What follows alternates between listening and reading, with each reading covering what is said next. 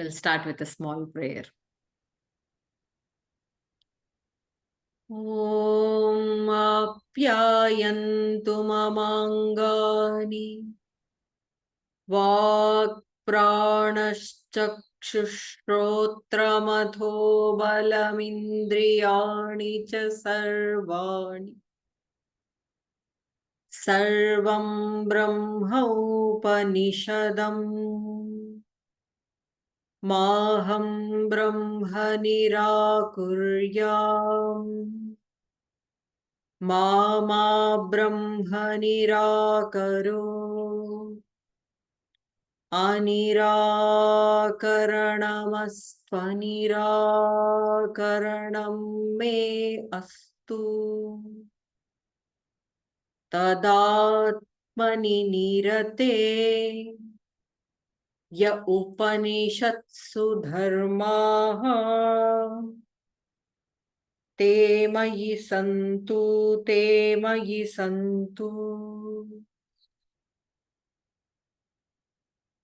Om Shanti Shanti Shanti.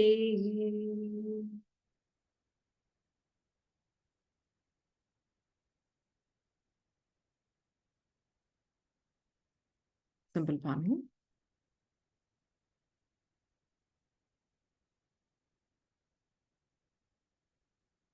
It's a mantra that is found in Kenopanishad and Chandogya Upanishad. It is a Shanti mantra,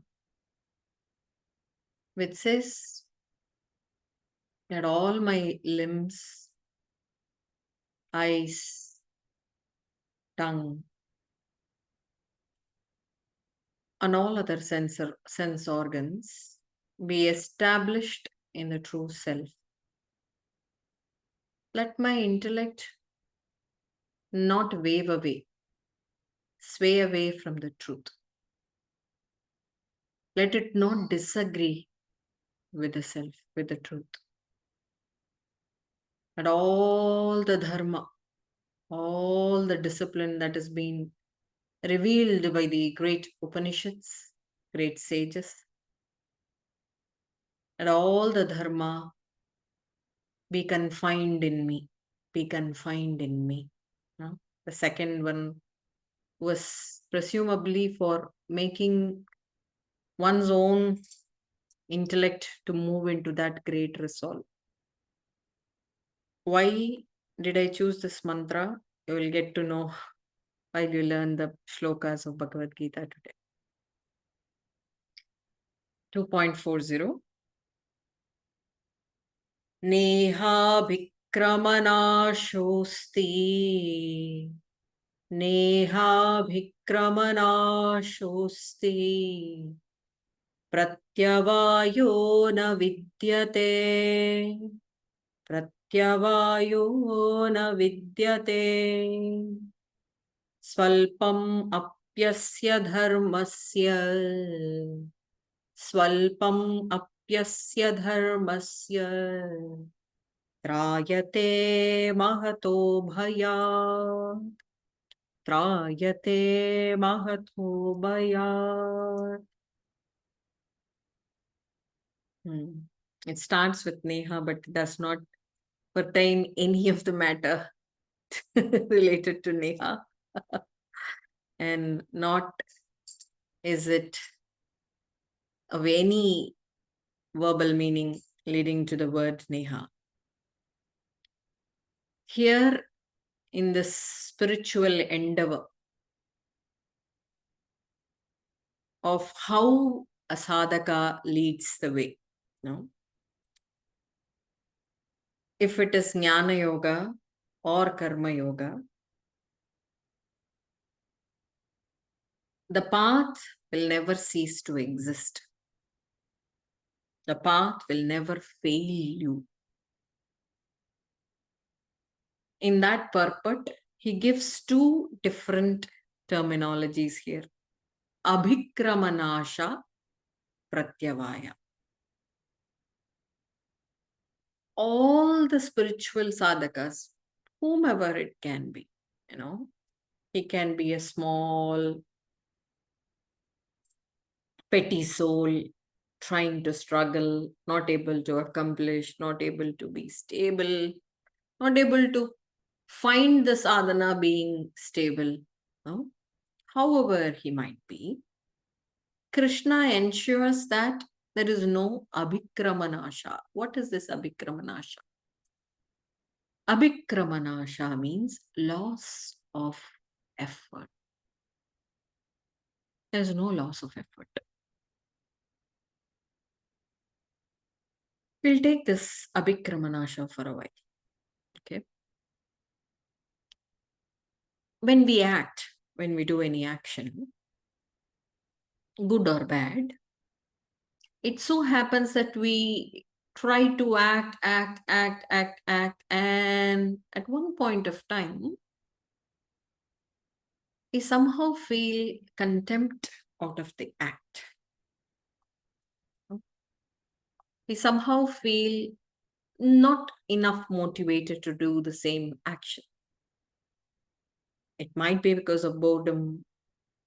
It might be because of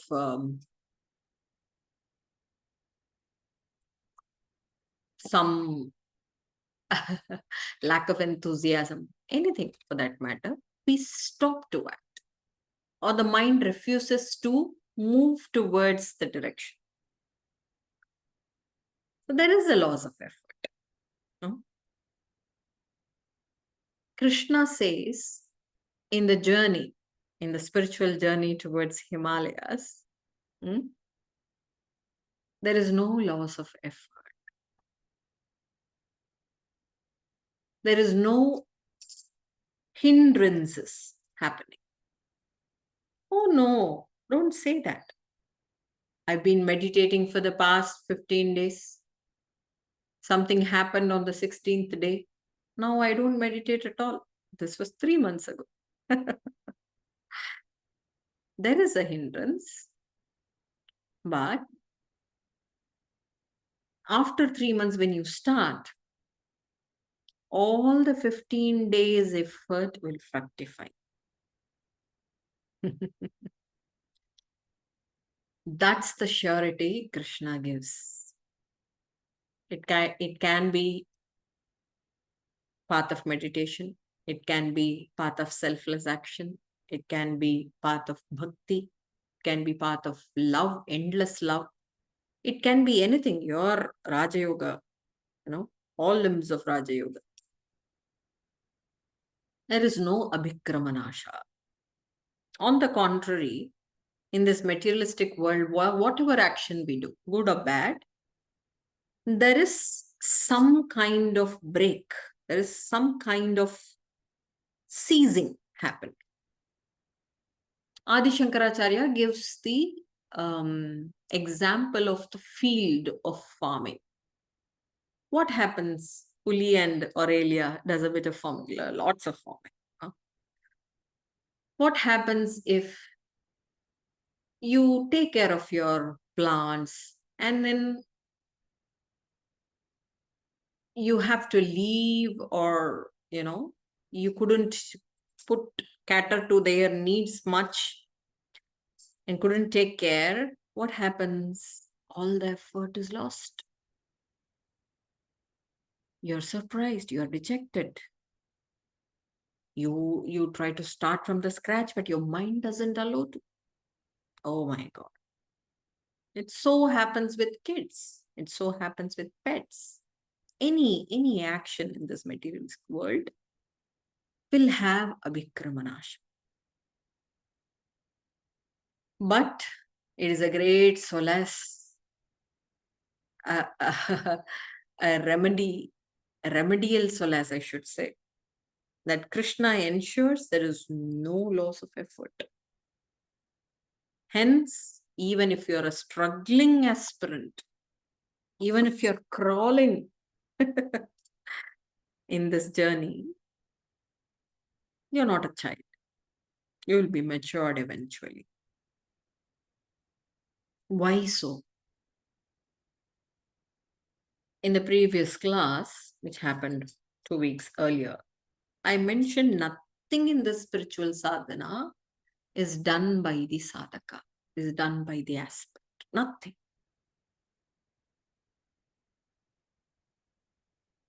It is only because of the grace of the divine you are connected to the words. Some elixir words come to your ears that there is something beyond this world. There is something beyond these accomplishments that I am running from, helter skelter around. There's something beyond my mind's grasp. This occurs because of Guru's divine grace. And then slowly you try to trip down a bit, from the worldly life. There's a kind of pull.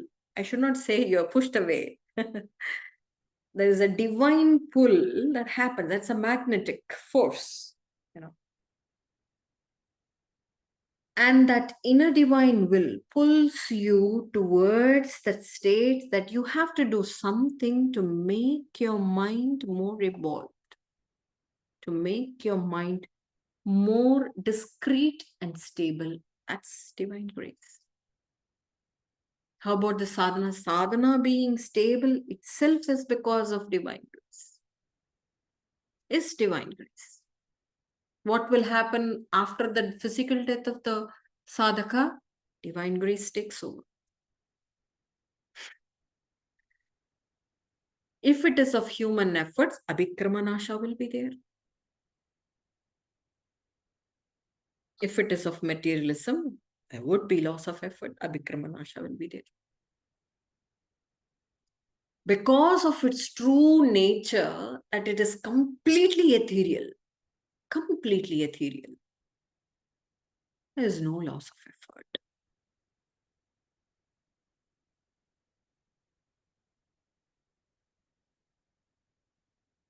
Nine days ago, there's this news bit that I watched.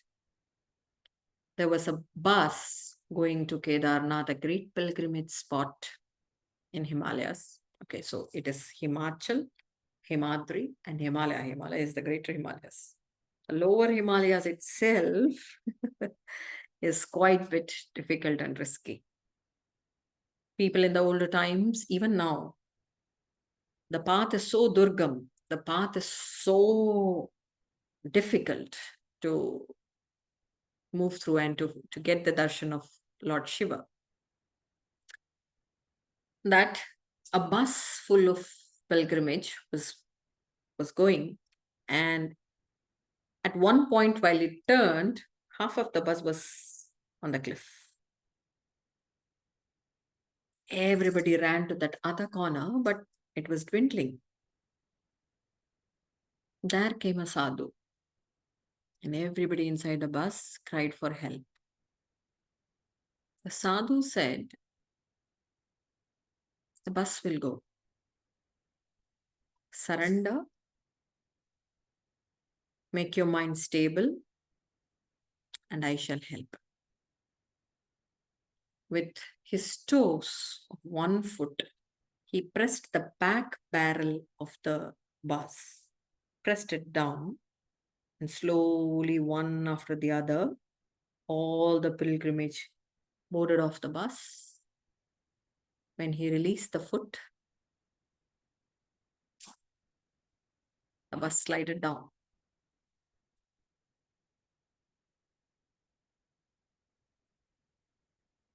This is not century ago I am talking about. Or is it some magic of the sadhu?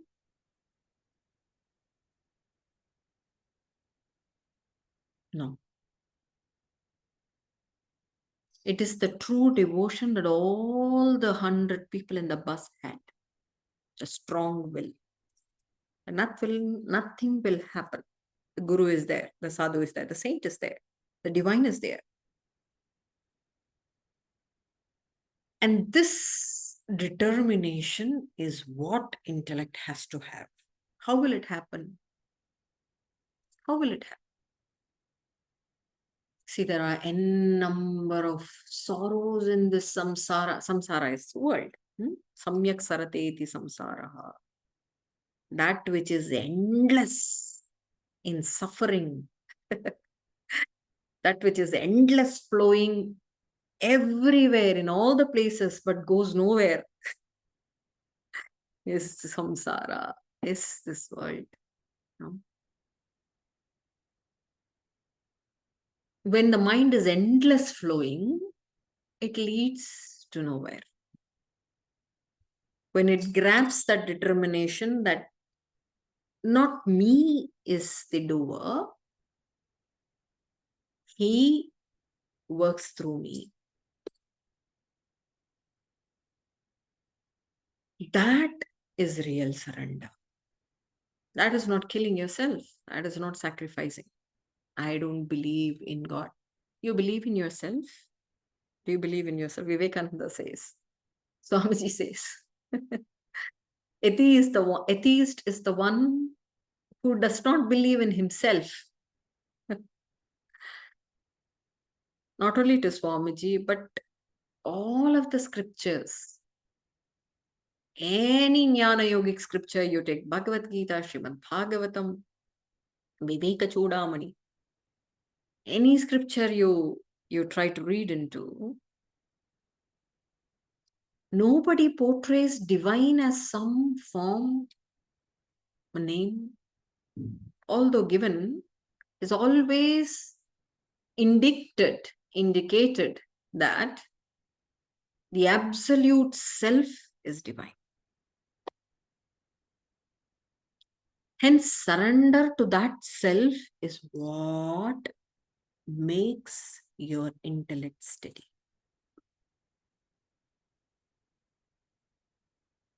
In such sadhana, there is no loss of effort. There is no loss of effort.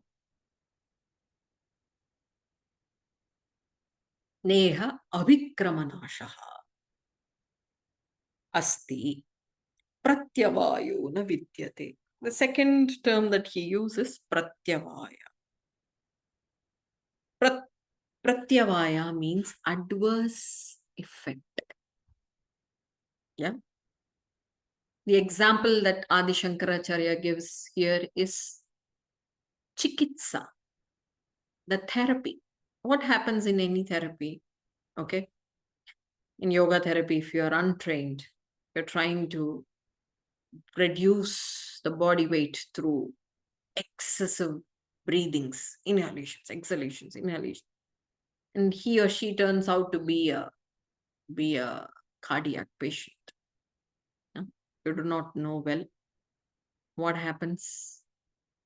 Blood pressure spikes and he or she is sick.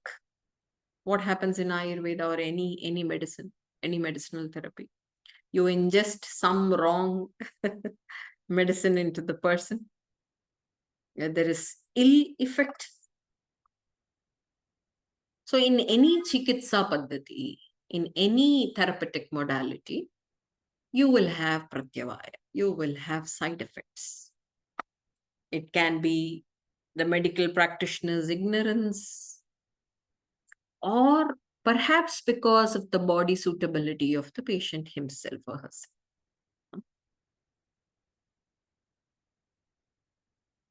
But Krishna assures that in this spiritual endeavor of selfless action, of surrendered ego to the self, there is no adverse effect. There is no pratyavaya. For example, even mantra chanting, if you utter a wrong syllable in place of the right, or if you pronounce wrongly, you might get an adverse effect. No? You have to be very cautious. But you need not be cautious or watchdog to align yourself in the center.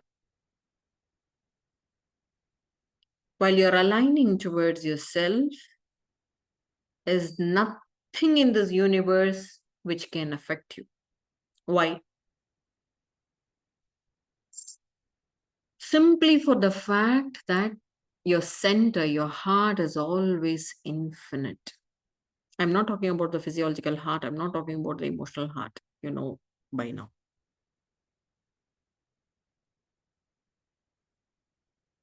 Being shameful, disgraceful, regretful, worried, miserable is always limitation in it. But being cheerful, grateful, compassionate, loving has no limitation. It is infinite. Just for the fact that you are aligned with this infinite principle called self, there is no adverse effect, there's no limitation.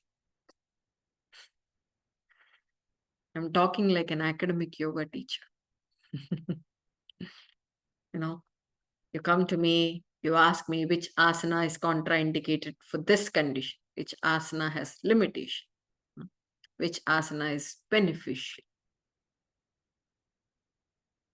So we have this category. But simply shunning your mind down from all these branched out ideas, fantasies, suggestions, planning, strategies that it had got in its own way, simply by shunning that down and placing that to Ananta Samapatibhyam, says Rishi Patanjali. The only point of doing asana is to go and merge in that infinite principle, he says. The school that we follow is the mother institution from where I did my master's, is Vyasa Vivekananda Yoga Anusandhan Samsthana, which is in Bangalore. The co-founder, Nagaratna Didi, used to say, Lalita, you do not know what is infinite principle. It is okay. Close your eyes while you are in Ardha Matsyendrasana. Your stomach is shrunk like anything. You're twisted. You're convoluted. You can't breathe properly. And she says, visualize vast infinite blue ocean. Merge yourself into the vast sky, deep blue sky. This is what we have seen. This is what our Indriya had perceived, our eyes have perceived as vastness. What do you see while you are in a plane and outside?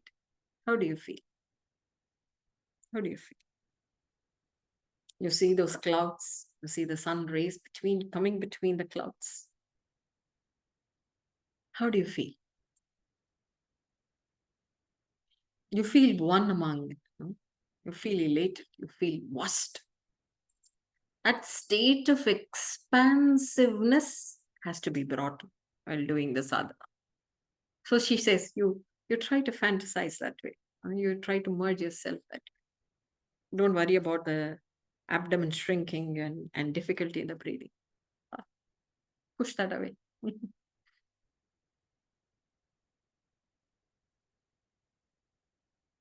Pratyavaya, the adverse effect will not happen for the only fact that you become one with it infinite. Limitations happen only when you are with the body, only when you are with your mind, when you are with that potential absurd ego that we have got.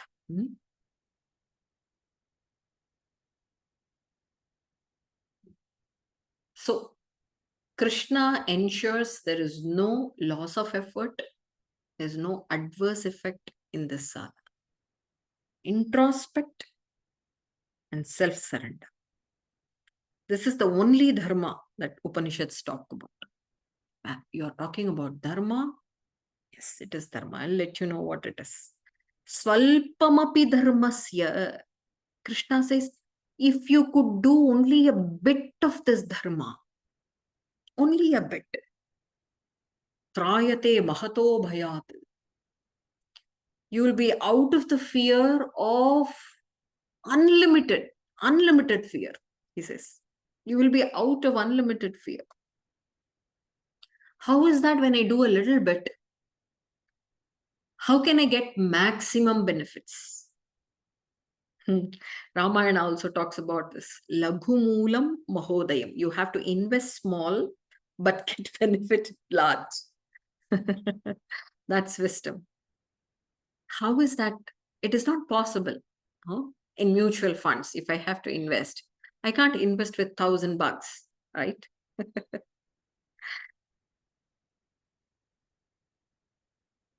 What if I have only $1,000? What if I am eligible only for that much? Am I not entitled to any benefits? Krishna says you are entitled to the maximum benefit. What is that maximum benefit? Absolute fearlessness.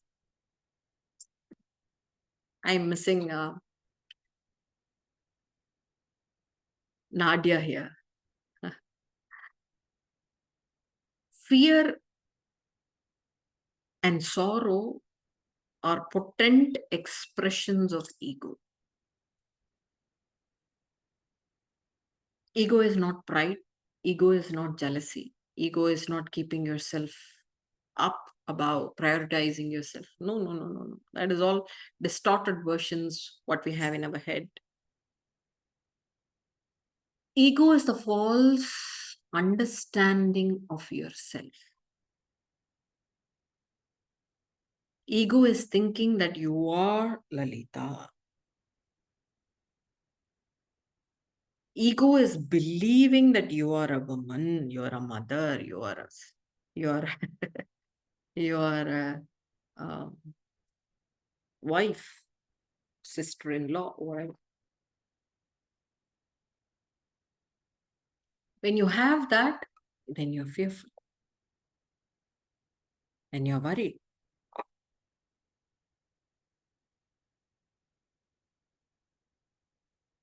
So Krishna says, I'll snip that bud called ego. You just have to give one step. Krishna is so sweet. He says, you take one step, swalpam, su alpam. Alpam means little. Su alpam means very little. You take half step, and I'll come down all the other 99 and a half steps for you. And embrace your heart, completely cover it with divinity. But that half step is to snip that ego. Oh, that is very difficult. Then you are in serious trouble.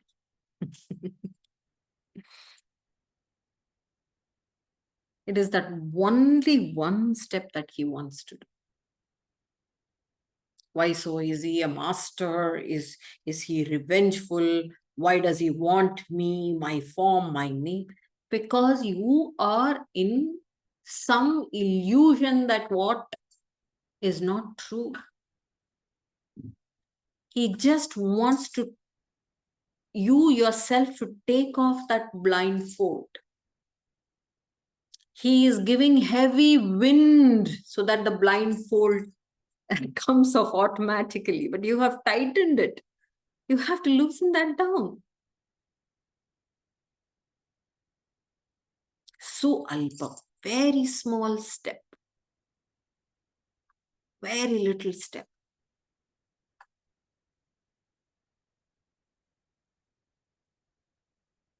Surrendering ego, or simply put, great devotion to that divinity, great devotion to that Almighty. And whatever I think, I strategize, I plan to do, is already done, is already settled, is already taken care of. That's the way of bhakti. Oh, that is difficult. No, I am always action oriented, Lalita. You can't say that to me. If I lost any of the piece of action in my day's life, I go crazy. No? Okay.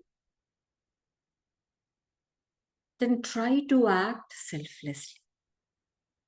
I'm not asking you to do £1,000 of charity towards orphanage. No, that's not selfless action. Selfless action is that which says, which reveals that you are not a doer. You're not worried about the fruit. You're not worried about the fruit. Oh, I need protection. I need social image. I need my assets. I need my money in the bank account. Okay. If you're worried about the fruit and you think if you worry for the fruit, you accomplish fruit, then there is another idea. Ideas are plenty. Only thing is that you have to put your mind and intellect towards. Introspect. The third idea is introspect. Yes. Who is the thinker? Who is wanting social accomplishment? Who is the wanter? Who is the desirer? Introspect. Ask questions. As Ramana Bhagavan puts, this is the Maha Yoga. He is not saying Jnana Yoga, Karma Yoga, Raja Yoga, but this is Maha Yoga. Maha means the supreme one. You know? Why supreme? Because it is very direct. You know, it's like, okay, to cut off a tree, you're trying to cut off with a small thread. Slowly, you know, it so happens in Odisha, there's this beautiful temple called Jagannatha. And those idols are made by, again, a divine expression of it, not the doer, but the Pandit. But it is completely divine because that plant, the neem tree is chosen. It has different specifications on the tree, and it is being chosen. And they fell the tree for making the idol with a simple thread. Can you believe? A small thread felling the neem tree. So that's an indirect approach. Okay. How do? You use a hammer. One stroke, your huge biceps, strong biceps, the wood is cut. No? That's the hammer stroke that Ramana Bhagavan gives.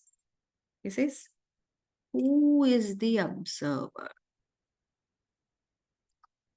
Who is the thinker? Who is the worrier? Who is the one who is happy? Who is feeling the happiness? If you have this constant pondering, even during actions, you will find that clear discernment that the body, name, form is not doing.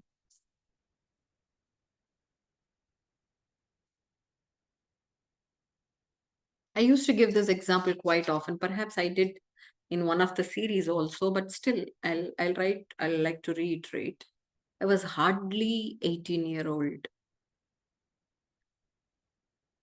It was a great deal to crack this public examination in India, 12th grade.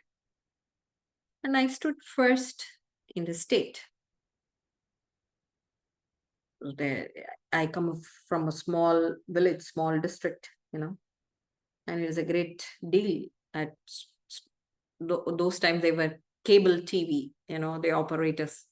They come, they swarmed, they wanted an interview, and they said, okay, you have to have a small speech. Okay, I was so nervous. I was not the speaker then, you know. I had to write the speech, memorize it, and then and deliver it because it has to be broadcasted in the TV, and everybody has to see it. It's a great deal back then. So I tried to list down whom all I have to thank, you know, so that I don't leave any. Mm. It's like that Thanksgiving when you get an award. You know. I, as usual, thanked my parents, teachers, friends of other sections. We have different sections in the school. And then slowly got mellowed down, melted down because the list went so far that I had to thank the cycle rickshaw man, the van driver who took me to the examination center, the person, a stranger completely out of nowhere, came and held that hall ticket, exam ticket, which was misplaced by me because of a swift wind that happened. It flew away from my pad. And then I thought, what is so credible in cracking this examination? What is so high about me in having that high percentage in mathematics? What is so good about it? If all these social agents wouldn't have helped me, I wouldn't have come this far. It's not a verbal praise, it was an inner realization that I had, which means to perform, to make an action X and to complete it to its end. There is no one person involved. There are 20,000 people involved to complete that piece of action X. If that is the case, and how come the doer gets the acknowledgement? How come he can alone enjoy the fruit of action? It is not lawful. It is not natural. To understand that and do action is what Krishna is saying. Hence, why do I have to have this ego that I'm the doer? There are n number of people. Okay, you don't believe in me, it's okay. But you believe in all those 20,000 people who helped you. That is me, that is me, that is me, that is me, that is me, that is me.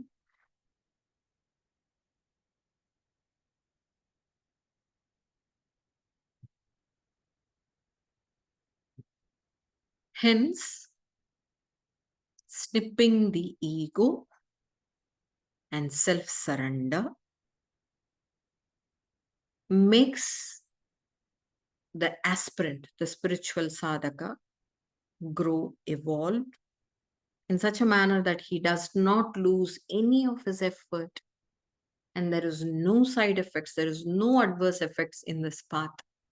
And even if he does very little, very small of it, this dharma will protect him.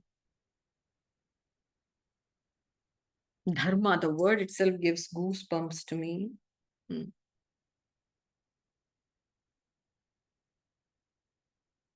Many a time I've been mentioning dharma to be righteousness, doing the right thing, thinking the right thing, speaking the right thing. Word, speech, and action all aligned in one is dharma. You know, I was mentioning all those things, but this is all superficial, my dears. Dharma, in its core essence, is being aligned in the center. Dharma equates Swarupa, Swabhava. Dharma means your own real form. your real being. While you are in the real being, you can't be jealous. You can't fight. You can't get angry. You can't worry. Why? Coming to the same point, while you're in the center, you're always peaceful. When there is any action coming out of peace, it can't be wrong. It's always right.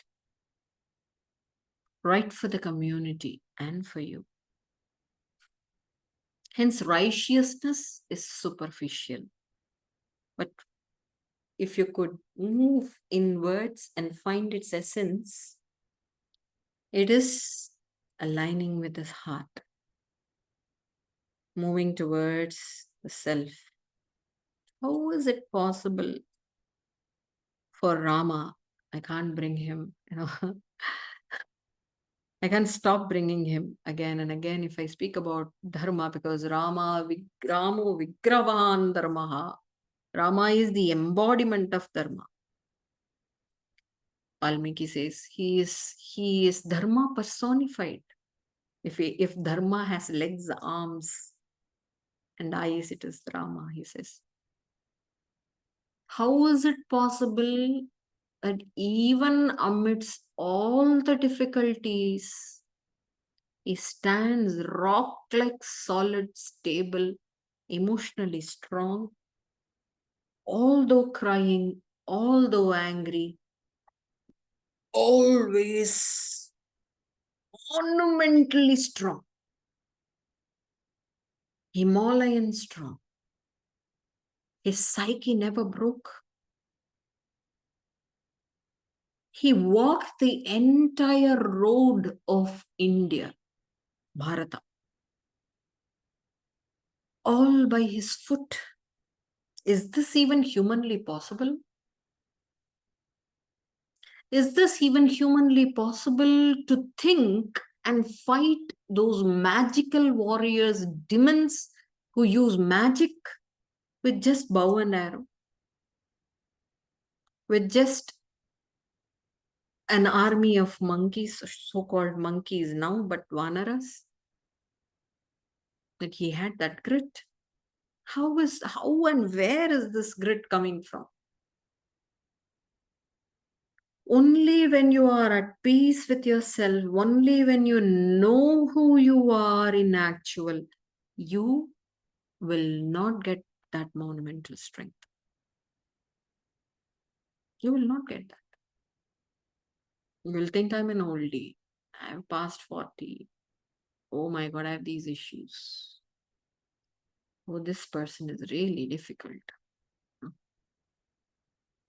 All this happens only when we are swayed away from the center.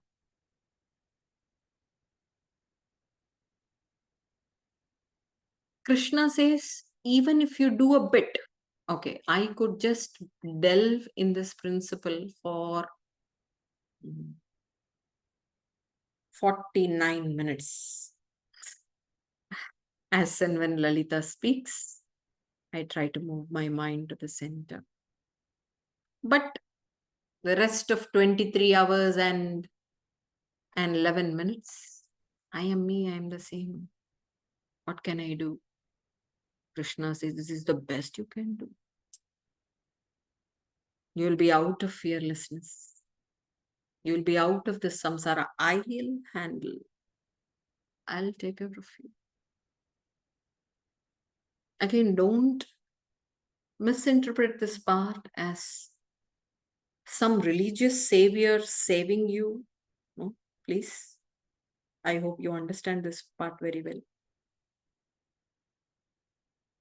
When Krishna says I, it is I. It is I that is in you, me, and everywhere. Yeah. Because Krishna is not here. He was there 7,500 years ago. When he says I, he's meaning that self, that center. He resides in your heart. The divine is in your heart. It might be of any form, whatever you think. But again, that is ignorance.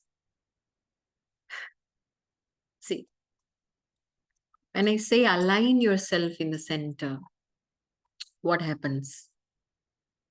Our mind tries to move and then tries to settle down.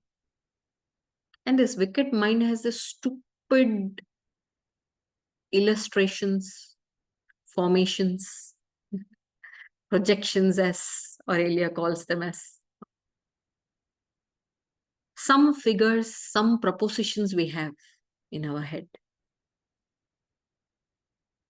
If you could wash and erase that all away and believe only in the experience, that is aligning with the center. Again, I'll question myself. What is experience here? I experience cool waves and skin. I experience blue. Oh, it is so good to see an ocean. That is the experience from the eye. I experience good flavor, good smell. That's the experience of your jihva and your tongue and the nose. But when you align with the center, it is peace that you experience. Tell me which sense organ makes you realize this peace. It is the skin? Is it the eye? Is it the most powerful tongue? No. It is you yourself. There is absolute silence when your mind is quietened down with all those propositions that it has got in its field. And you're absorbed in that infinite structure. There is peace. And this is, again, experience. Not by the body, not by the mind, not by any of the instruments that you possess. This is the greatest dharma. This is the greatest thing one can do. Now, coming back to the same example, the yogi, the sadhu, the saint who helped out those 100 people, didn't use his physical power. If that was his physical power, definitely the bus must have tripped down. It's not humanly possible. It's not his mental power, though. It is aligning himself with the center. That's the greatest good that you can do to you, yourself, and to the community, and to the society. Being peaceful. How long shall I be peaceful? I have a headache. I have this problem. I have this problem which is completely irrevocable. Okay? If you have any problem which is not solvable, you don't have to have an excuse. Again, surrender. Now that you can't do anything, now that you cannot do anything about it, you know what you have to do? I cannot resolve. I cannot, dissolve this problem. I'm not the doer. Again, snip the ego. Again, self-surrender. Either ways, you're moved to the same state.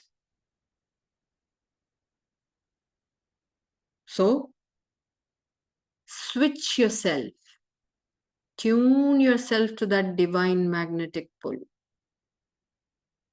Brood over, ponder over self-love. This is self-love.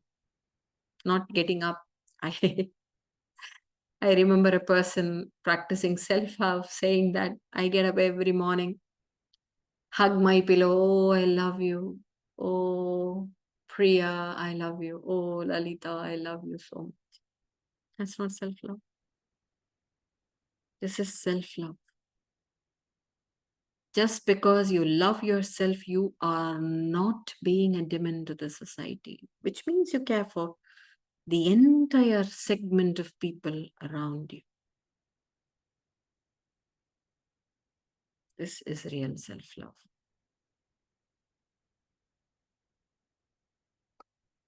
I thought I will finish 2.41, but I stop here for questions.